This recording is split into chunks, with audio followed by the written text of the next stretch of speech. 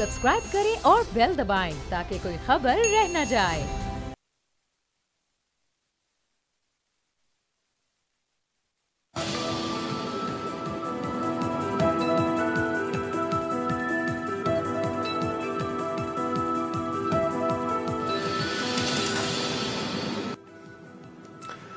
अस्सलाम वालेकुम व्यूअर्स, मैं हूं आपके साथ अमीर अब्बास और आप देख रहे हैं तब्दीली।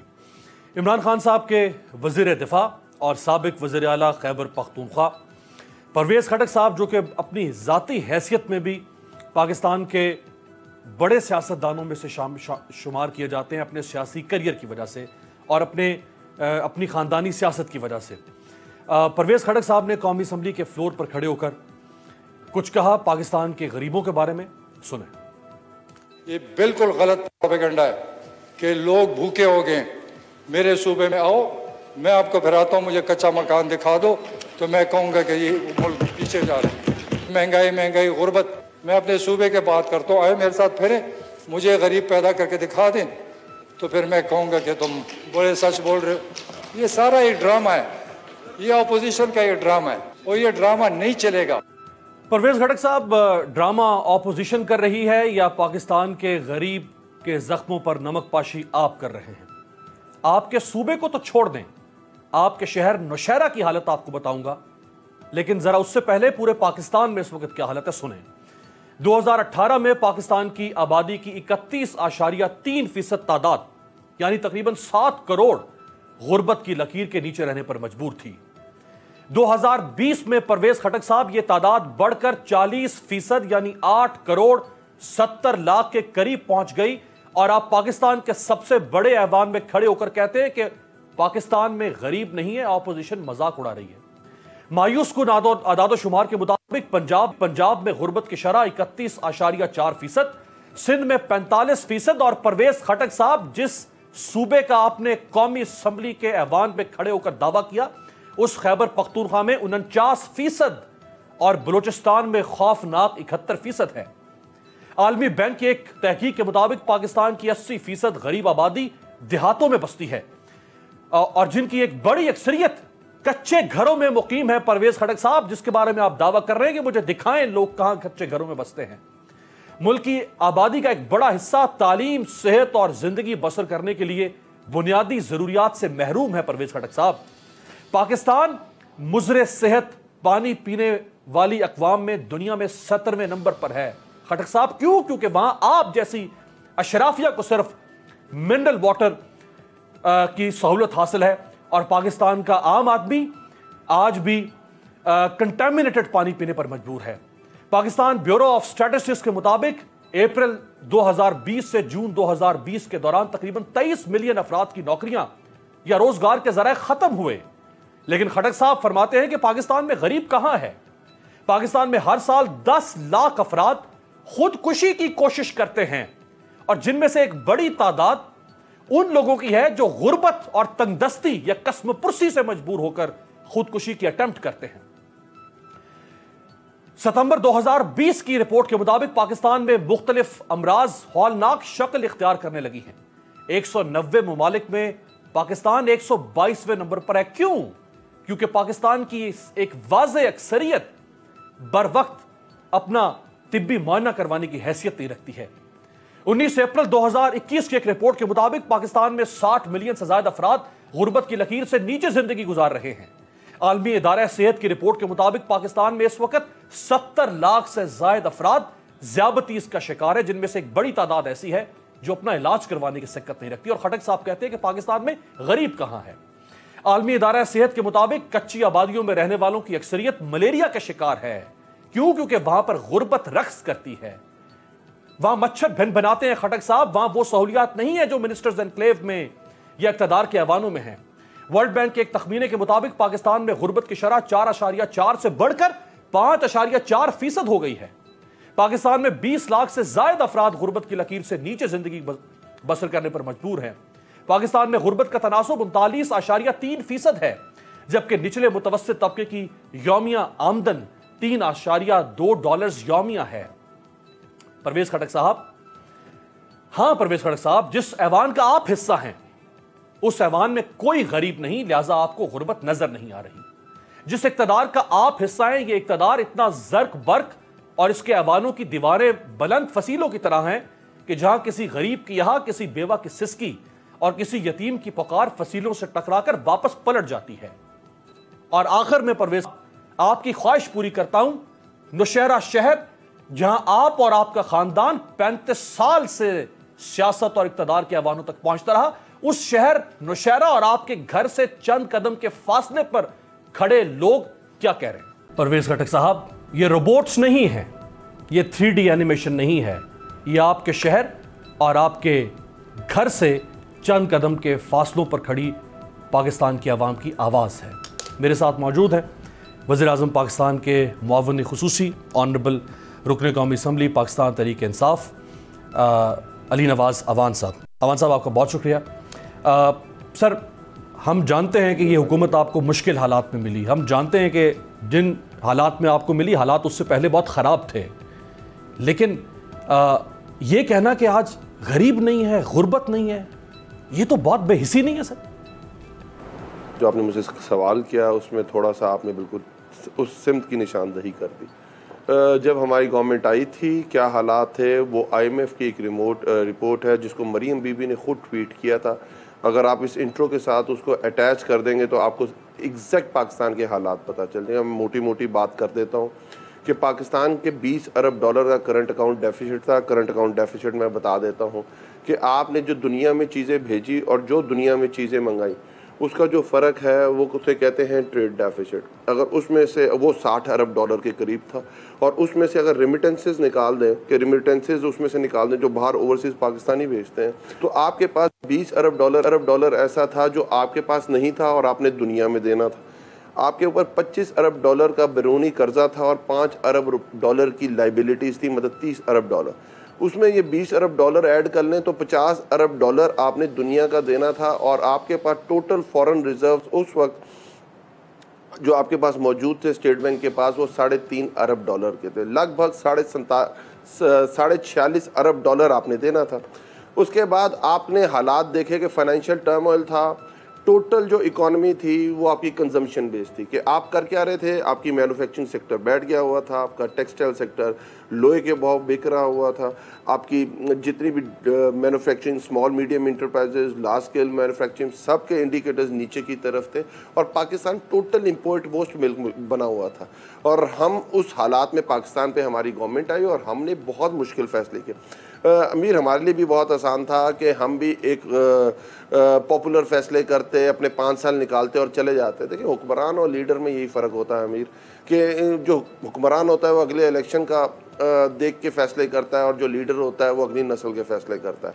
तो हमने बहुत अनपॉपुलर डिसीजंस किए, जिसमें हमने इंपोर्ट्स कर्टेल की, इंपोर्ट्स का जहां करंट अकाउंट डेफिसिट 20 अरब डॉलर था, इस पूरे 11 महीने में वो करंट अकाउंट सरप्लस है 636 मिलियन डॉलर से।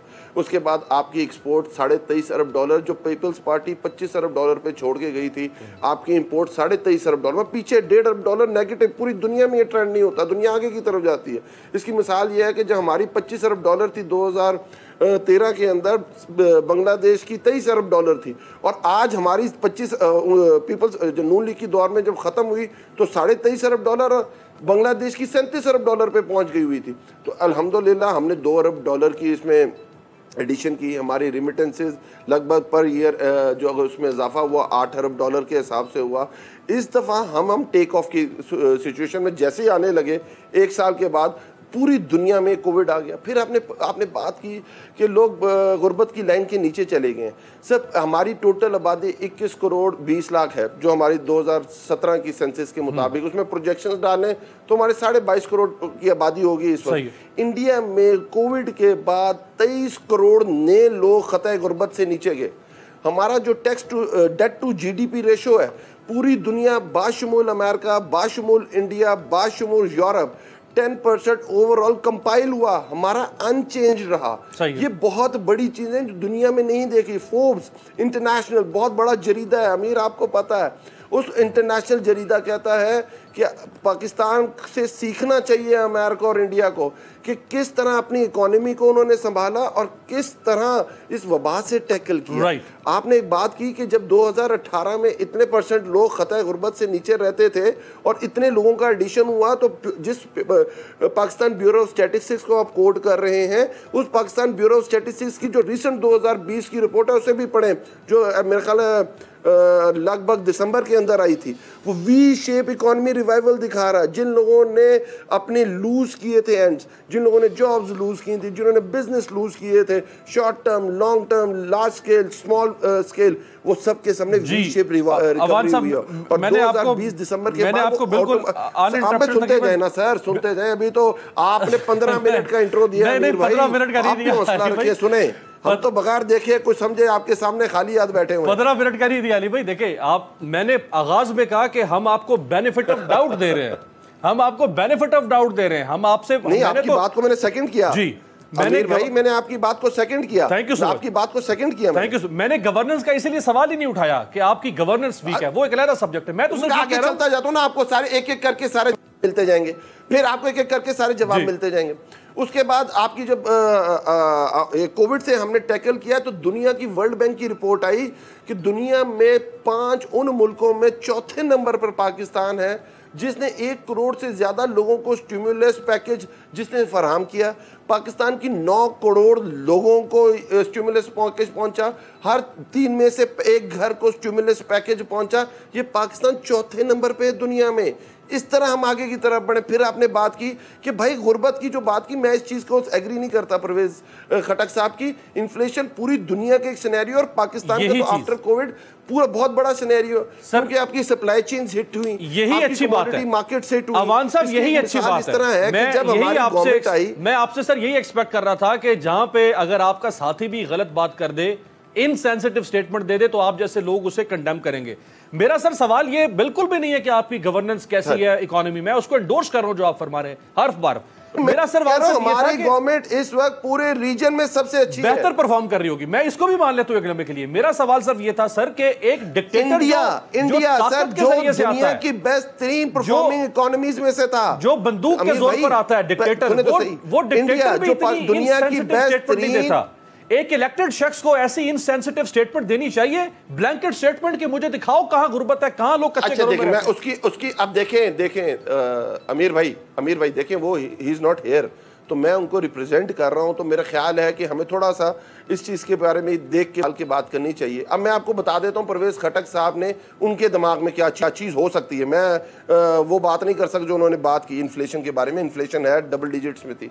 मैं ये बात करने की पाकिस्तान में हुआ क्या, तो मैं आपको समझे कि पाकिस्तान की जहाँ एक्सपोर्ट बढ़ी, जहाँ मैन्युफैक्चरिंग सेक्टर बढ़ा, जहाँ लार्ज स्केल मैन्युफैक्चरिंग आपकी 12.5% से बढ़ी, स्मॉल मीडियम इंटरप्राइजेस बढ़ी, आपका एग्रीकल्चर सेक्टर भी बूस्ट हुआ। हमारे इस मुल्क के साथ बहुत बड़ी ज्यादती जो आपने खुद अच्छी तरह निशानदेही की कि 60% पॉपुलेशन पाकिस्तान की एग्रीकल्चर बेस्ड है। हमारे गाँव देहातों में रहते हैं और एग्रीकल्चर बेस्ड है। और सबसे ज़्यादा अगर कोई हिट हुआ है पिछले 7-6 साल में तो वो हमारा एग्रीकल्चर सेक्टर हिट हुआ है, हमारा काश्तकार, हमारा जिम्मेदार हिट हुआ है। पीपल्स पार्टी ने जाते हुए एक अच्छा काम किया था कि उन्होंने जो सपोर्ट प्राइस थी वो इंक्रीज़ की थी। और आपको याद है कोई 1100 रुपये पे वो ले गए थे लगभग गंदम को, और कोई 120 पे ऊपर वो ले गए थे गन्ने को। और उसके बाद आपने देखा था जो उस वक्त जो आपकी फूड इनसिक्योरिटी हो रही थी वो कवर हो गई। पर पिछले जो नून लीग के 5 साल गुजरे हैं, इन्होंने काश्तकार और एग्रीकल्चर सेक्टर का जो उन्होंने एक्सपोर्ट सेक्टर का किया था, जो मैन्युफैक्चरिंग सेक्टर का किया था, तबाह हाल कर दिया। अल्हम्दुलिल्लाह इस दफ़ा 1100 अरब रुपया नया मार्केट के अंदर इंजेक्ट हुआ है। आज अगर आप जाके पंजाब के सबर्ब्स में जाएं, केपी के सबर्ब्स में जाएं, आप सिंध के सबर्ब्स में जाएं, जमीनों के ठेके बढ़ गए हैं। जमीनों के ठेके क्यों बढ़े हैं कि जब आपकी 30 मिलियन टन अगर आपकी वीट हुई है और पर मन 500 रुपया आपका सपोर्ट प्राइस बढ़ी है, तो कितना पैसा इंजेक्ट हुआ। आपकी बंपर क्रॉप आई है शुगर की 20%। जिस एग्रेरियन इकोनॉमी की आप बात कर रहे हैं, जिस एग्रीकल्चर भाई मैं आपके साथ हूँ। अमीर भाई आपने इतना बड़ा इंट्रो दिया ना, मैं आज साथ हूँ आपके, मैंने सारे जवाब देने आपको। देखिए जिस एग्रीरियन सोसाइटी की आपने बात की है, जो परवेज खटक साहब ने कहा कि इस मुल्क में कच्चे घर नहीं है, इसी गांव देहात में जिस इकोनॉमी की बूस्ट की आप बात कर रहे हैं, वहां लोग अपने घरों में वेदर शील्ड नहीं करते हैं।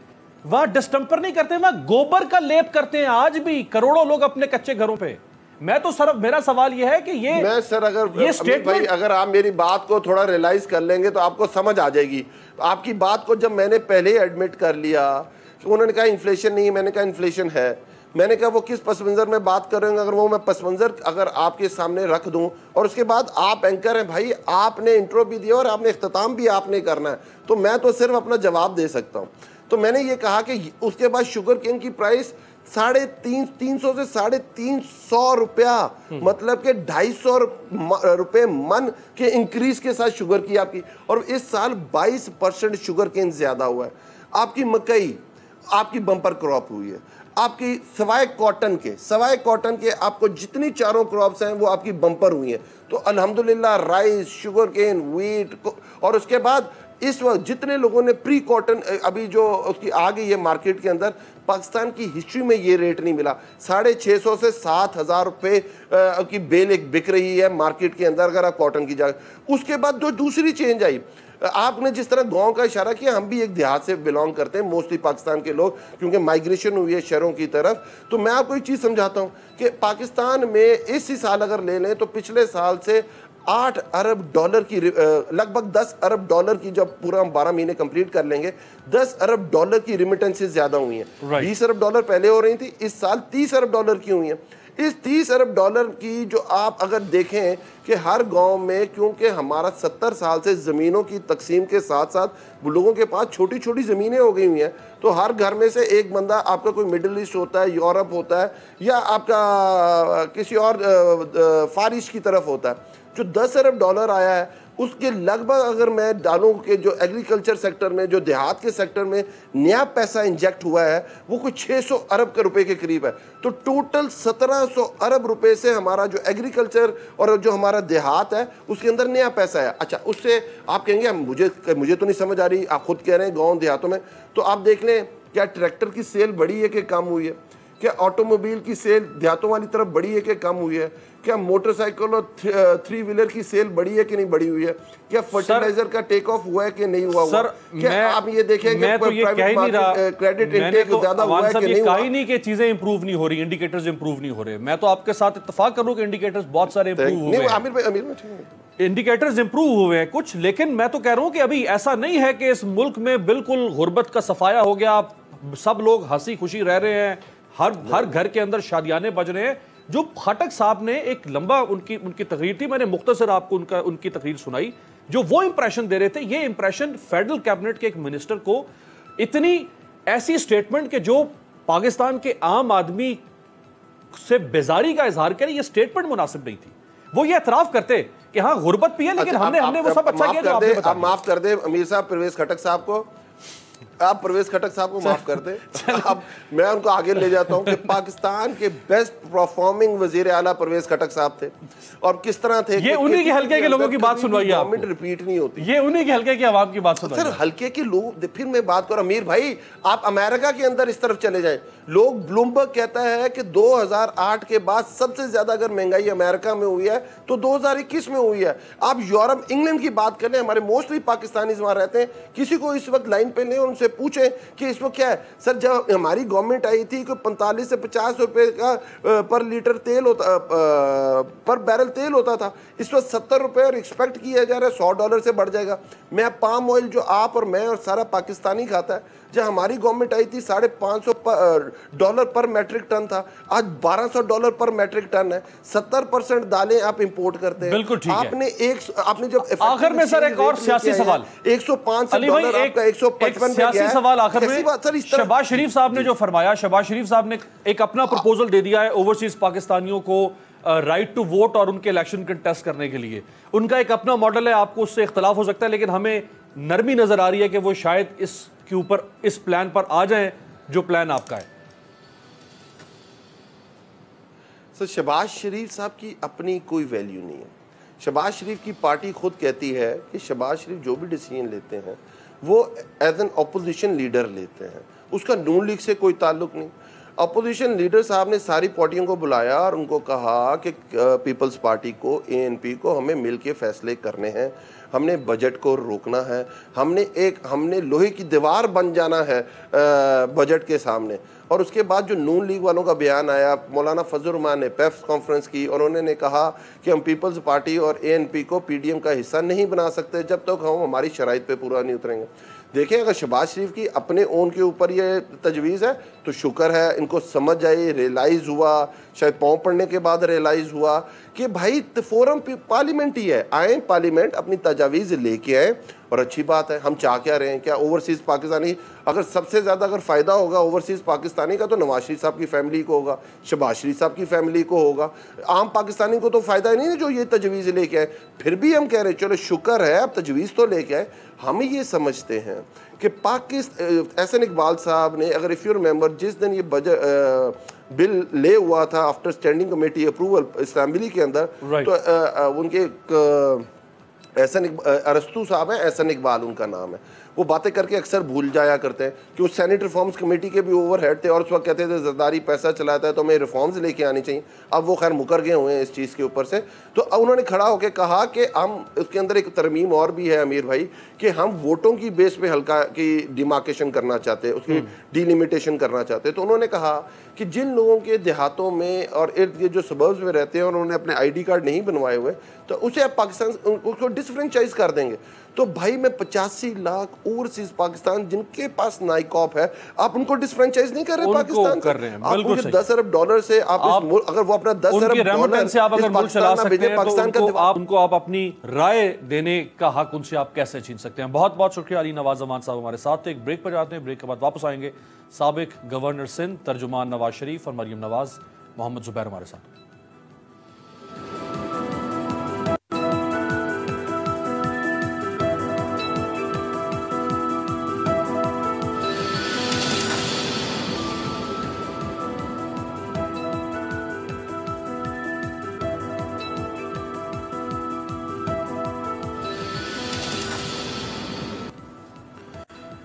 ब्रेक के बाद खुशामदीद। हमारे साथ मौजूद हैं साबिक गवर्नर सिंध और तर्जुमान साबिक वज़ीर आज़म पाकिस्तान नवाज शरीफ साहब के मोहम्मद जुबैर साहब। एहसन इकबाल साहब ने क्रिटिसाइज़ किया जो हुकूमत ने स्कूक बॉन्ड जारी किए, यानी रियासती असासों को कोलेट्रल के तौर पर रख कर पैसा हासिल करना रियासती मामला चलाने के लिए।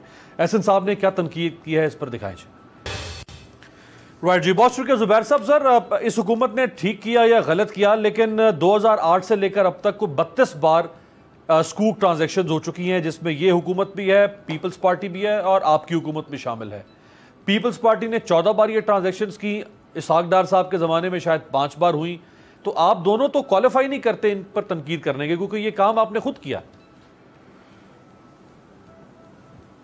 पहली बात ये होती है कि अमीर, वी आर इन पॉलिटिक्स, हम कुछ सोशल प्रोग्राम तो चला नहीं रहे और हमारे ऊपर जैसे धावा बोला जाता था ना, लिटरली फिजिकल अटैक के तौर पर, और पूरे कौम को ऐसे बताया जाता था कि जी हम कोई अजीब चीज़ कर रहे हैं। सो एक तो वो रिमाइंडर बड़ा इंपॉर्टेंट होता है, प्लीज अंडरस्टैंड दैट। सो ये जब आप कहते हैं ना हम क्वालिफाई नहीं करते, आप तो बाजू में रोड देते हैं, आप रिमाइंडर तो नहीं देते। पहली बात हम नहीं, पहली बात तो है हम तनकीद तो बनाएंगे ना कि आप क्या फरमाते थे। अगर होता आपके पास तो आप चलाते वो कि हमें क्या कहते थे कि गिरवी रखवा दिया, ये कर दिया। और मुझे पर्सनली आपका नहीं पता, तकरीबन 95% जो हमारे एनालिस्ट वगैरह थे उन्होंने कभी ये रेफरेंस नहीं दिया था जो आपने अभी दिया है कि देखें जी पीपल्स पार्टी के ज़माने में भी हुआ था या मुशर्रफ के ज़माने में भी हुआ था। एक तो पाकिस्तान की हिस्ट्री 2008 में जाके रुक जाती है सबके लिए। 2008 से पहले क्या होता रहा था या 2008 से 99 के दरमियान क्या था, वो बिल्कुल ऐसे है कि साइलेंट होती है। जैसे बुक्स नहीं हमारी बनती हैं तो हिस्ट्री को ट्रेस करती हैं, तो जहाँ नवाज शरीफ का या भुट्टो साहब का नाम होता था तो वो मिटा देते थे। तो बिल्कुल हिस्ट्री हम बड़े इंटरेस्टिंग तरीके से करते हैं। सो पहली चीज़ तो ये है कि we want to remind the nation that this Imran Khan and his leadership हमें वो ताने देते थे जिसको हम कोशिश करते थे, लेकिन मीडिया हमारी बात सुनने के लिए तैयार ही नहीं होती थी कि आप कर क्या रहे। दूसरी बात यह है कि एक फंडामेंटल क्वेश्चन है, please understand this is a serious question. और मैं आपको उसके अमाउंट वाइज, ये जो कहते हैं ना कि जी हमारे कर्जों, दूसरा हमारे ऊपर अटैक किए जाते थे कर्जों पर, और इमरान, मेरा ख्याल है कुछ 10 साल के बच्चे को भी याद होगा इमरान खान की तकरीरें कि 6000 था कर्जा पाकिस्तान पर 2008 में। जैसे मैंने कहा ना, हिस्ट्री 2008 से शुरू होती है और वो ख़त्म हुआ 30,000। एक तो नंबर्स वर रॉन्ग, बट हम अगर नंबर्स वो ले भी लें क्योंकि उसके अंदर लाइबिलिटीज़ भी शामिल थे, लेकिन कभी आपने सुना था कि इमरान खान ने या उनकी टीम ने तज्जिया किया हो या किसी एक मीडिया वाले ने ये पूछा हो कि भाई इसमें नून लीग का क्या है, किस वजह से हुआ है, क्या वजूहात है? नेवर। और अब हम कहते हैं कि वही 30,000 46,000 बिलियन हो गया, तो फिर कहते हैं वो देखें जी हमें डीवैल्यूएशन करनी पड़ी थी, देखें जी वो हमें कर्जे वापस, वो तो झूठ है कर्जे वापस, बिकॉज हम नेट टू नेट कंपैरिजन कर रहे हैं, जैसे वो 6,000 से 30,000 कंपेयर करते थे। What is happening with this country? क्यों कर्जे इतने ज्यादा हो रहे हैं? एक होता है फिगर जिसको आप कहते हैं डेट टू जीडीपी, कि वो कहां हमने 72% पर छोड़ा था, 90% पर पहुंच गया है और कोई उसको रोकने के लिए है ही नहीं। और मैं आपको एक क्लियर सी एग्जांपल देता हूं कि हमारा जो फिस्कल डेफिसिट होता है, जो बजट जिस तरह अभी पेश हुआ है, वो फिस्कल डेफिसिट एक डिफाइन करता है, बिकॉज वो गैप होता है आपके इनकम में और अखराजात में, और जितना डिफरेंस कम होता है आपके अखराजात ज़्यादा होते हैं, वो आपको उसको फिस्कल डेफिसिट कहते हैं। हमारे 3 साल में, पहले 3 साल में 4,200 का फिस्कल डेफिसिट हुआ था, और आप समझिए 4,200 बिलियन के बराबर हमने कर्जे लिए थे। सही। इस दफ़ा 10,700 के 3 साल में आपका डेफिसिट हुआ है, और आप कर्जे भी उसके हिसाब से लेके, और ये जो साल अब जो बजट पेश किया है, इसमें तो पाकिस्तान की तारीख के रिकॉर्ड दर रिकॉर्ड टूटेंगे। 5,000 बिलियन के कर्जे आप सिर्फ फिस्कल डेफिसिट की वजह से लेंगे, और फिर पूछते हैं कि जी वो जी हमने पिछले देने थे। ये दोनों चीजें आप ही के कंट्रोल में हैं। तीसरे साल में कोई आपको रेवेन्यू कलेक्शन से नहीं रोक रहा, और कोई अखराजात ज्यादा करने से आपको ना रोक सकता है, बिल्कुल ठीक, ना मना कर सकता अच्छा, है। तो आप उसको कंट्रोल कर लें। यानी इससे एक बात तो वाज़ेह है। चलें, क्योंकि तारीख की बात की तो मैं जरा देखने वालों को तारीख भी बता दूं कि ये सिर्फ 2008 के बाद से नहीं, उससे पहले भी लिए जाते रहे हैं, या स्कूप ट्रांजेक्शंस होती रही हैं। अगर हम निकाल ही दें पूरी 90 की दिहाई को, बात ही नहीं करते नून लीग पीपल्स पार्टी की, तो उससे पहले ज़ियाउल हक के ज़माने में भी ये ट्रांजेक्शंस हुई, और ज़ियाउल हक के ज़माने में ज़रई ज़मीन के एवज़ ये कर्जे लिए जाते थे। लेकिन ज़ियाउल हक के बाद फिर ये जो बाकी रियासती एसेट्स हैं, जिसमें जब मोटरवेज माशाल्लाह बन गई तो फिर मोटरवेज पे लिए जाने लगे कोलैटरल के तौर पर, फिर एयरपोर्ट्स को भी, और इसहाक डार साहब के ज़माने में तो रेडियो पाकिस्तान की बिल्डिंग के एक ब्लॉक के ऊपर भी ये ट्रांजैक्शन हुई थी। खैर जुबैर साहब, एक बात तो इसमें वाज़ेह है ना कि जो आप तनकीद कर रहे हैं, आप तनकीद सिर्फ इमरान खान साहब को ये रियलाइज करवाने के लिए कर रहे हैं कि आप उस वक्त गलत तनकीद करते थे हम पर। आप इसलिए तो तनकीद नहीं कर रहे ना कि इमरान खान गलत कर रहे हैं इस वक्त। नहीं, बिल्कुल, अगर वो गलत था उस वक्त तो अब गलत क्यों कर रहे हैं, ये ना हम उनको बताएं। सही है। अगर वो ये कहते थे कि हम IMF के पास क्यों जा रहे हैं, तो हम उनको ये ना बताएं। अगर हम उनको ये ना बताएं कि आप हमें कर्जों के हवाले से जो तनकीद करते थे, हम उनको ये ना बताएं कि आप क्या कर रहे हैं, हम क्यों ना करें। और मैं तो एक चीज़ एक हमेशा से कहता हूँ, और आपके नाजरीन के लिए भी और आपके लिए भी एज अ रिमाइंडर, मैं कर्जों की चूँकि आपने बात की थी, ये पूरा इनका एक सबसे ज़्यादा जो धावा बोला था इन्होंने कर्जों के हवाले से किया था, और ट्रू टू हिज वर्ड इन्होंने आके एक डेट कमीशन कायम किया, और वही 2008 से लेकर 2018 तक जो कर्जे लिए गए उस पर एक कमीशन बनाया इमरान खान साहब ने जून 2019 में, और वो इन्वेस्टिगेट किया जाएगा कि कैसे लूटा गया था और कैसे किया जाए। मैंने उसके 2 हफ्ते के बाद आर्टिकल लिखा था, it's a non starter that commission, और मैंने उसकी वजूहात बताई थी, और मैंने कहा था चले आप कर लें, ज़रूर करें, आप 2008 से 2019 कर लें, अभी हम कहेंगे 2008 से 2021 कर लें। मैंने कहा था इमरान खान साहब, आप इतने वो हैं इमेच्योर हैं, और आप वजीर आजम भी बन गए, और आपको साल भी हो गया, आपको ये नहीं पता कि ये कर्जे लिए क्यों जाते थे और उसकी वजूहात क्या होती हैं, और आपने डेट कमीशन तो बना दिया, इसका कोई नतीजा नहीं होगा। आज 2 साल हो चुके हैं, आज भी हम ये सवाल पूछेंगे कि वो क्या हुआ डेट कमीशन का, और आप बड़े शौक से बनाएं, उसको 2008 से 2021 तक कर दें। लेकिन वो आप अगर कहेंगे ना अमीर अब्बास साहब कि हम उनको रिमाइंडर ना दें, तो बिल्कुल हम देंगे उनको रिमाइंडर। और दूसरा रिमाइंडर ये देंगे कि वो जो कर्जे अभी ले रहे हैं, गिरवी वो रखवा रहे हैं, वो प्रोजेक्ट्स हैं जो नवाज शरीफ के डिलीवर करते हैं, कि जी इस्लामाबाद का एयरपोर्ट, नया एयरपोर्ट, लाहौर का एयरपोर्ट, मुल्तान का एयरपोर्ट, मोटरवे, तो आप सोचें कि अगर नवाज शरीफ ये डिलीवर ना करता तो पाकिस्तान की इस वक्त सिचुएशन क्या होती। अगर डिलीवर ना करता तो हम स्कूप ट्रांजैक्शन ही ना कर रहे होते माशाल्लाह। अच्छा, शौकत तरीन साहब ने जो फरमाया, जरा वजीर खजाना ने पोजीशन खासतौर पर PMLN जो महंगाई के ऊपर बात करी है, तो शौकत तरीन साहब ने ये उनको रिमाइंड करवा रहे हैं, उन्होंने इनको रिमाइंड करवा दिया। दिखाएं। महंगाई महंगाई महंगाई, मैं तो सिर्फ आपको कहूंगा जरा इसको पॉलिटिकल कलर देने की ना कोशिश करें। लेकिन क्यों हुई है फूड इन्फ्लेशन? इस हुकूमत को 2-2.5 साल हुए हैं। फूड इन्फ्लेशन इसलिए हुई है कि आप इस वक्त नेट इंपोर्टर ऑफ फूड बन गए हैं। स्पीकर साहब, मैं जब प्राइस कंट्रोल कमेटी को देख रहा था तो मुझे एक हैरत हुई। 70% दालें हम इंपोर्ट करते हैं। अब दालें हमारा स्टेपल फूड है, तो क्या किया हमने एग्रीकल्चर में पिछले 10-20 साल में? क्यों नहीं उसमें हमने खर्चा किया? जुबैर साहब, कथा नजर इस बात के कि आप इनकी ऑपोजिशन है या ये आपकी ऑपोजिशन है, फैक्चुअली तो शौकत तरीन साहब सही बात कर रहे हैं ना कि हम बेसिक कमोडिटीज जो हमारी डे टू डे कंजम्पशन बिल्कुल झूठ बोल रहे हैं। अच्छा, झूठ बोल रहे हैं, झूठ बोल रहे हैं। Let me use the harshest possible word. Shaukat तरीन साहब को तो चाहिए कि ही इज अ टेक्नोक्रेट, वो पॉलिटिक्स ना करें। पहली बात यह है कि प्राइस कंट्रोल करना, अमीर अब्बास साहब, पाकिस्तान में या थर्ड वर्ल्ड कंट्री का जो नंबर 1 हुकूमत का ऑब्जेक्टिव होता है वो होता है प्राइस कंट्रोल करना, नंबर 1, बिकॉज उससे सबसे मुतवस्सित तबका, गरीब तबका अफेक्ट होता है। सो चीनी की क्या प्राइस है, दालों की क्या प्राइस है, नान की क्या प्राइस है, ये बिल्कुल गलत बयानी से काम लेते हैं। उसमें 2 मैकेनिज्म होते हैं। प्राइस कंट्रोल हमने कैसे की थी? हमने 5 साल कैसे कंट्रोल की हुई थी प्राइसेस? उस वक्त पाकिस्तान क्या इंपोर्ट करता था, ये एक्सपोर्ट करता था, उस वक्त हमें कोई नहीं फर्क पड़ता। हमें ऐसा पाकिस्तान तशरीह में रख के दिया गया था कि कायदे आज़म ने सीधा हैंड ओवर किया था 2013 में पाकिस्तान कि जबरदस्त पाकिस्तान में दालों की भी जबरदस्त पैदावार थी और चीनी की भी और घी की भी और आटे की भी। हमें जो पाकिस्तान मिला था हर हुकूमत को मुश्किलात के साथ मिलता है। 3 साल खत्म होने के बाद अगर कोई हुकूमत ये क्लेम करे कि जी वो रिस्पॉन्सिबल नहीं है प्राइस मैकेनिज्म के लिए, तो मुझे ये बताएं कि 5 साल के बाद हम कोई सवाल नहीं पूछ सकेंगे ना जब इलेक्शन का वक्त होगा, क्योंकि हम तो इनसे ये रिस्पॉन्सिबल ही नहीं है किसी चीज की। अगर ये महंगाई के लिए रिस्पॉन्सिबल नहीं है, अगर ये सप्लाई साइड नहीं इंश्योर कर सकते, अगर मॉनेटरी पॉलिसी जिसका डायरेक्ट ताल्लुक होता है प्राइसेस से, अगर डिवैल्यूएशन या दूसरे जो आप एक्शंस लेते हैं फिस्कल पॉलिसीज का अगर कोई ताल्लुक ही नहीं होता, तो फिर आप कर क्या रहे हैं? सही बात। इसका मतलब यह है कि जैसे 3 साल गुजर गए, 5 साल के बाद भी आप मुझे बता दें पूछ के इनसे कि 5 साल के बाद फिर इसका मतलब है हम हुकूमत को नहीं पकड़ेंगे ना। हुकूमत ना रिस्पॉन्सिबल होगी महंगाई के लिए, ना बेरोजगारी के लिए, ना गुर्बत के लिए, ना किसी और चीज़ के, ना एक्सपोर्ट के लिए, क्योंकि आप हर चीज़, और मैं आपको ये ऑन अ सीरियस नोट बता दूं, हर चीज़ you can trace back to even 1970 और 1960 और 1980। मुझे आप ये बता दें कि पाकिस्तान में कब कोई हुकूमत आई है ये थर्ड वर्ल्ड कंट्री में जिसको चैलेंजेस नहीं मिलते।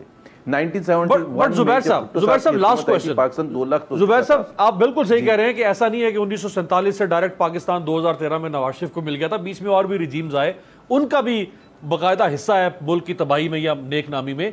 लेकिन देखिए, सक्सेसिव रिजीम्स में तो आप 2 पार्टियां रही ना, बीच में परवेज मुशर्रफ भी आ गए, कौफ लीग आ गई। इमरान खान की पार्टी सक्सेसिव रिजीम्स में तो नहीं आई ना। अगर कोई क्रेडिट है तो भी आपका है, अगर कोई डिस्क्रेडिट है तो भी आपका है। यार क्रेडिट और डिस्क्रेडिट की बात नहीं होती। अगर ये मान लिया जाए फॉर्मूला इमरान खान का, जो what is true, what they are saying, if it is true after 3 years, that will be true for after 5 years also.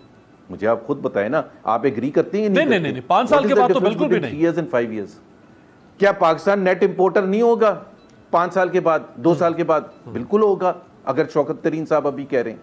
और दूसरी बात ये, मुझे आप ये बता दें, इन्होंने दालों की एग्जांपल दी थी, मैं आपको सिंपल सी एग्जांपल, बम्पर क्रॉप हुआ है वीट का, कहा है या नहीं कहा?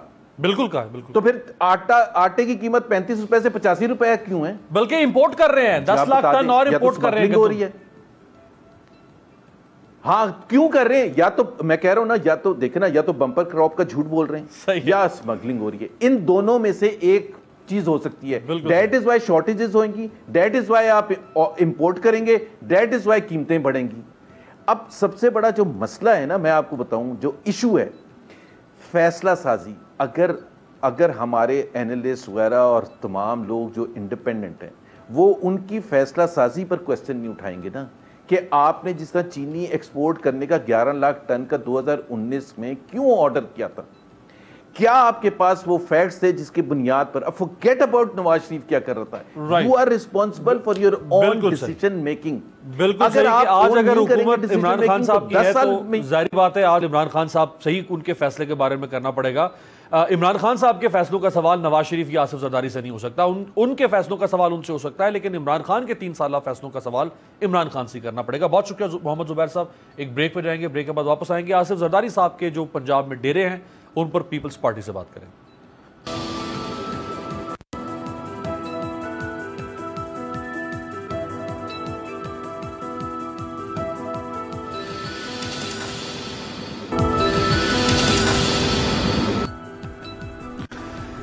ब्रेक के बाद खुशामदेद। आसिफ अली जरदारी पाकिस्तान पीपल्स पार्टी के रहनुमा, वो पंजाब की सियासत में दोबारा पाकिस्तान पीपल्स पार्टी को रिवाइव करने के लिए लाहौर तशरीफ ले गए, और ये होना भी चाहिए क्योंकि अगर कोई एक इंतज़ामी यूनिट वहाँ सियासी जमातों की किल्लत हो जाए या वहाँ चंद सियासी जमातें मखसूस सियासी जमातों के लिए मैदान खुला छोड़ दें तो सियासी जो कंपटीशन है उसमें कमी वाक़ई होती है, और फिर जिसको क्वालिटेटिव डेमोक्रेसी कहते हैं, ये क्वालिटेटिव पॉलिटिक्स, उसमें भी हमें कमी महसूस होती है।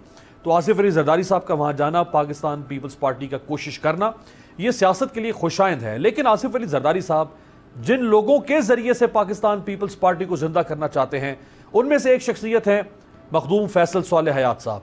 मखदूम फैसल सालेह हयात साहब ने इसी पीपल्स पार्टी को क्या गजंत पहुंचाई थी, क्या नुकसान पहुंचाया था, देखें।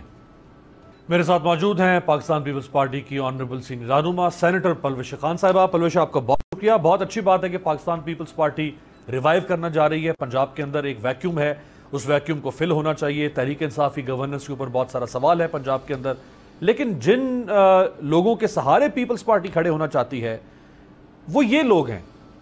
देखिए, सबसे पहली बात यह है कि ये एक मुख्तसर दौरा था, और जाहिर एक मुख्तसर दौरे में मतलब हम एकदम से इतना बड़ा रिवाइवल का प्लान तो इम्प्लीमेंट नहीं कर सकते थे। और फैसल सालेह हयात साहब जो हैं काफ़ी अरसे से उनके पीपल्स पार्टी का हिस्सा बन चुके हैं, और पिछला इलेक्शन भी उन्होंने पीपल्स पार्टी के टिकट पर ही लड़ा। तो मैं समझती हूँ कि अब अगर आप उनसे पूछेंगे कि क्या वो बातें जो वो करते थे वो ठीक थी कि नहीं थी, तो वो आपको इसका बड़ा जो है वो जवाब देंगे, ऐसा कि जो शायद उनकी पहली जो स्टैंड है उससे मुख्तलिफ हो। अब बात यह, जब आप दूसरी पार्टीज में होते हैं तो ज़ाहिर है इल्ज़ामात की सियासत हमारे मुल्क में बहुत पॉपुलर है। तो सारा दिन वैसे भी जो अभी हुकूमत है, आपको याद होगा, सारा दिन अब भी इल्ज़ाम लगाती है, पहले भी कई साल 1 दहाई से इल्ज़ामात लगा रहे हैं, लेकिन आज तक तकरीबन, कल मैं देख रही थी, कोई 45 केस अब तक जो है वो बन चुके हैं नैब में और दूसरे इदारों में, और उन केसेस में एक भी केस ऐसा नहीं है जो साबित हुआ। लिहाजा मैं समझती हूँ कि पीपल्स पार्टी का फेस कोई एक शख्स नहीं है, और लेकिन फैसल सालेह हयात साहब जरूर पीपल्स पार्टी का हिस्सा हैं, और पिछले इलेक्शन में उनको बहुत लीड थी, अच्छी खासी लीड थी, और उनकी जो वोट्स थे जो ज़ाया किए गए वो इतने ज़्यादा ज़ाया किए गए कि वो लीड उनकी उसमें जो है वो बीच में गुम गई। लिहाजा मैं समझती हूँ कि इसमें बहुत से और भी लोग हैं, और जैसे जैसे हम इलेक्शन के पास जाएंगे तो सूरत हाल वाज़ेह होगी। लोग जो हैं वो इस जमात से, PTI से, जो कि अपने वादे पूरे नहीं कर सके, जाहिर है उन्होंने अगला इलेक्शन अगर लड़ना है तो फिर वो अपने फैसले करेंगे। आखिरी साल आपको पता है इलेक्शनियरिंग का होता है। अब समझते हो एक दौरे की बेस पर हम ये नहीं कह सकते कि, और एक शख्सियत पर इतना मैं समझती हूँ हमें डिस्कशन भी नहीं करनी चाहिए। फैसल सालेह हयात साहब, उनको जिम्मेदारी ये दरअसल सौंपी गई है, जो 3-4 लोगों को बाकायदा तौर पर जरदारी साहब ने जिम्मेदारी सौंपी है, उनमें से एक फैसल सालेह हयात है। जिम्मेदारी अभी तक पंजाब की हद तक अगर आप कह रहे हैं जी, तो वो जिम्मेदारी जो है वो तो उसी वक्त सौंपी जाएगी। अभी हमारी पंजाब की जो ऑर्गेनाइजेशन है वो तहलील हुई है, और उसकी चीफ ऑर्गेनाइजर राजा परवेज अशरफ साहब हैं। अब जब तक नई ऑर्गेनाइजेशन अनाउंस नहीं होती, मैं नहीं समझती किसी एक शख्स को जिम्मेदारी दी जा सकती है। हाँ, जरूर जिम्मेदारी कोई और पॉलिटिकल जिम्मेदारी तो जाहिर है दी गई होगी, लेकिन ऑफिशियल जिम्मेदारी ऑफिशियल शायद उस तरह से ना हो, लेकिन जिन चंद लोगों से मुलाकातें की, 1 घंटे की मुलाकात तकरीबन फैसल सालेहात साहब से भी और भी लोगों से, खैर मैं उनसे आगे बढ़ता हूं। पीपल्स पार्टी ने जिस तरह अपने वोट बैंक को किसी हद तक कम किया पंजाब में, खैबर पख्तूनख्वा में, और इसी तरह से जो इल्ज़ाम है पीपल्स पार्टी का कि वो सुकड़ के सिर्फ सिंध की पार्टी रह गई है एक सूबे की, तो इस इल्ज़ाम के पीछे जो बहुत सारे लोग इसका जवाब पेश करते हैं वो ये है कि पीपल्स पार्टी ने जिन लोगों को अपना फेस बना लिया है गुज़श्ता 7-8 सालों में, उन लोगों के उन फेसेस की वजह से पीपल्स पार्टी को डेंट पड़ा है। तो क्या आपको नहीं लगता कि पीपल्स पार्टी को अब ऐसे लोगों को सामने लाना चाहिए था, खासतौर पर पंजाब में जहां एक तरफ वो PMLN का भी गढ़ समझा जाता है, जहां तहरीक इंसाफ भी वहां पर अपने वजूद रखती है, ऐसे लोग सामने आए कि जिनके ऊपर कोई बैगेज ना हो? देखिए, हमारे अक्सर लोग जो हमारा फेस थे और हमारे नजरियाती लोग थे, वो तमाम तो अभी जाकर PTI में बैठे हुए हैं। हत्ता कि ये वजीर खजाना, इससे पहले वजीर खजाना, और अगर आप लिस्ट निकाल लें और उस पर आप निशान लगाने लगे इनके नाम के आगे, तो अक्सर जो मिनिस्टर्स हैं वो तमाम वो हैं जो मांगे तांगे के हैं। लिहाजा वो फेस जो हमारा आप अगर कहना चाह रहे हैं, तो अब तो वही लोग हमारे साथ खड़े रह गए हैं कि जो वाकई जो है एक अपनी ठोस नजरियात पर हालात से बावरा जो है वो खड़े हुए हैं। और मैं समझती हूँ वो, मुझे उनमें कोई ऐसा शख्स अब नजर नहीं आता जिसने पार्टी स्विच करनी थी या जिसने अपनी वफादारी तब्दील करनी थी, वो तो तब्दील कर गए जैसे ही हम इलेक्शन हारे। अब इन हालात में जो हमारे साथ खड़े हैं, मैं तो समझती हूँ बहुत एहतराम के लायक लोग हैं और बड़े काबिल तहसीन लोग हैं, जो कि इस हालात में भी पाकिस्तान पीपल्स पार्टी का परचम थाम के खड़े हैं। और मैं ये समझती हूँ कि इसके अलावा चूंकि अब जैसे जैसे 1 साल पहले आपको पता है इलेक्शनियरिंग शुरू हो जाती है इस मुल्क में, लिहाजा जैसे जैसे वो 1 साल का अरसा, अब ये 1 साल ही रह गया बीच में, 3रा साल कंप्लीट होने को आ रहा है, तो उसमें आप देखेंगे कि लोग अपने अलायंसेस बनाएंगे, अपनी अलाइनमेंट्स बनाएंगे। मैं इसी आखिरी सवाल पे, और आखिरी साल जो इलेक्शन का आप जैसे फरमा रही हैं, माहौल अगले 6 माह के बाद बाकायदा तौर पर इलेक्शन का बन जाएगा पाकिस्तान में, तो हमने देखा कि ये तकरीबन 11 ज़िमनी इलेक्शन हुए इस साल के अंदर पाकिस्तान के मुख्तलिफ सूबों में। उनमें से एक इलेक्शन कौमी असम्बली का NA 249 ज़िमनी पीपल्स पार्टी कामयाब हुई, बाकी सारे इलेक्शन में पीपल्स पार्टी हमें नज़र उस तरह से कामयाबी के पोडियम पर नज़र नहीं आई। खुशाब के अंदर पंजाब में तो इंतहाई बदतरीन शिकस्त पीपल्स पार्टी को मिली, गिलगित बल्तिस्तान में भी कामयाबी उस तरह से नहीं मिल सकी। अब एक चैलेंज आगे आज़ाद कश्मीर का इलेक्शन है, तो जो इलेक्टोरल पॉलिटिक्स है ज़िमनी इलेक्शन की हद तक, उसमें भी हमें पीपल्स पार्टी को बहुत कामयाब होती नज़र क्यों नहीं आ सकी? देखिए, सबसे पहले तो जो ज़िमनी इंतखाबात होते हैं उनको जीतती ही हुकूमत है, जो इस मुल्क का रिवाज है। लेकिन इन ज़िमनी इंतखाबात में हुकूमत को शिकस्त फाश हुई और अक्सर ज़िमनी इंतखाबात हुकूमत ने हारे हैं। और पंजाब की हद तक मुस्लिम लीग नून, और जब तक ये इलेक्शन हो रहे थे PTM इंटैक्ट थी, PTM जीतती रही, और सिंध की हद तक पाकिस्तान पीपल्स पार्टी जीतती रही।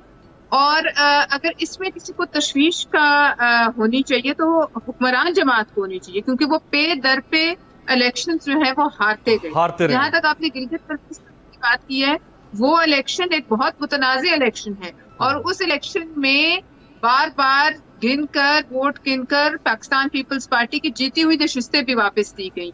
और इसी तरह के हालात अब कश्मीर में भी बनेंगे, और ये भी एक इस मुल्क की सियासत का हिस्सा है कि कश्मीर का इलेक्शन भी उसी को दिया जाता है जो कि सेंटर में होता है। लिहाजा अब तो देखते हैं कि ये तो पलवेश पर जब आपकी 2008 से 13 तक हुकूमत थी तो कश्मीर में आपकी हुकूमत थी, 2013 से 18 तक नून लीग की हुकूमत थी तो कश्मीर में नून लीग की हुकूमत थी, तो ये तो फिर हर दौर में ऐसा चला रहा है। बात यह है कि ये तो हमेशा ऐसे भी तो होता है कि बाय इलेक्शन हुकूमत जीतती है, लेकिन इस दफा हुकूमत के खिलाफ इतना सेंटिमेंट था कि हुकूमत पे दर पे इलेक्शन हारी, जहां उनका वजीर आला अपना बैठा था वहां से भी हारी, KPK से भी हारी, सिंध से भी हारी। लिहाजा इस दफा वो हालात नहीं है जो कि हर दफा हम समझते थे कि हर दफा तो ये ऐसे ही होता है कि बाय इलेक्शन में हुकूमत को एज हासिल होती है, इंतजामिया उनकी होती है, उनके पास बड़ी ताकत होती है रियासती, उसके बावजूद लोगों ने अपना वर्डिक्ट दिया। तो मैं ये समझती हूँ कि कश्मीर के इलेक्शन में अब देखना ये है कि किस हद तक मुदाखलत होती है। और अच्छी बात यह है कि बिलावल बड़ी पहल कर चुके हैं, वो कश्मीर पहुंच गए हैं, उनके जलसे शुरू हो गए हैं। अभी PMLN वहां नहीं गई, अभी तहरीक इंसाफ ने उस तरह से काम नहीं किया, लेकिन बिलावल वहां हमें नजर आ रहे हैं। और यही हमें सियासी एक्टिविटी बिलावल की गिलगित बल्तिस्तान में भी नजर आई। और बिलाशुबा PMLN और पीपल्स पार्टी ने ही गिलगित बल्तिस्तान का सियासी माहौल ऐसा बनाया कि गिलगित बल्तिस्तान का इलेक्शन मेन स्ट्रीम पॉलिटिक्स में डिस्कस होना शुरू हो गया। अब देखते हैं कि आज़ाद कश्मीर के इलेक्शन में फतह किसको नसीब होगी। बहुत शुक्रिया आपका परवेश खान, आपसे मुलाकात होगी अगले हफ्ते।